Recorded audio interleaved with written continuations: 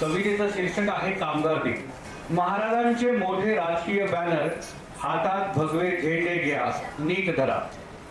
महाराजांचे मोठे राजकीय बॅनर, हातात भगवे झेंडे घ्या नीट धरा. आपण घोषणा द्या, जल्लोष करा, महाराष्ट्र दिन उत्सवात साजरा करा. वा. आपलीच भाषा आपल्याच राज्यात, आपल्याच घरात बोलायला लाज वाटते. कसला तरी न्यूनगंड बाळगण्यात नोकरी धंदा करताना मागणा फाटते. महाराष्ट्र दिनानिमित्त सोशल मीडियावर मराठी भाषेचा ग्लॅमर वाढलाय. एरवी मराठी माणसांना हिंदीत बोलण्याचा घाणेरडा आजार जडलाय. संयुक्त महाराष्ट्र चळवळबद्दल कधीतरी शांत डोक्याने विचार करा. नको राहू दे, आपण जल्लोष करा, महाराष्ट्र दिन उत्सवात साजरा करा.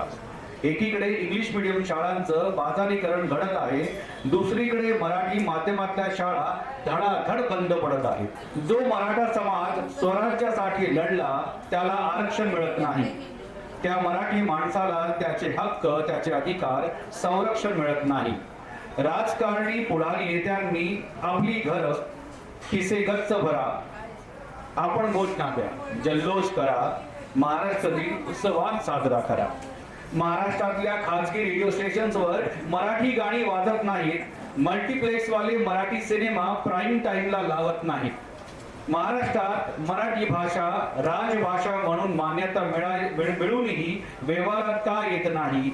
माय मराठीची व्यथा ही अशी अवस्था कुणाच ठाऊक का जाणली जात नाही.